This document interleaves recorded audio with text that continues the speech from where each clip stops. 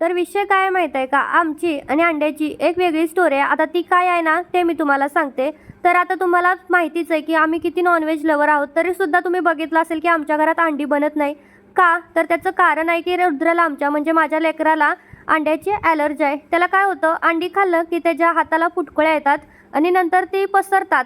पसरल्यामुळे एकदा समजा एक घास जरी त्यानं अंड्याचं खाल्लं तर ती जखम त्याच्या हातावरती 2 ते 3 महिने राहते आणि त्यासाठीच आम्ही अंडी खायचं टाळतो.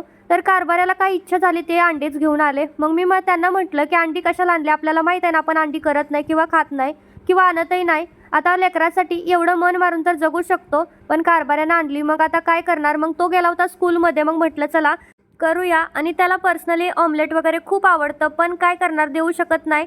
तो ज्यावेळी मागतो त्यावेळेस मला खूप वाईट वाटतं, पण माझासुद्धा नाईलाज होतो आणि म्हणूनच मी अंडी आणत नाही. आणली तर तो मागणारच. हे ऑमलेट काय खास झालं नव्हतं. Bye bye.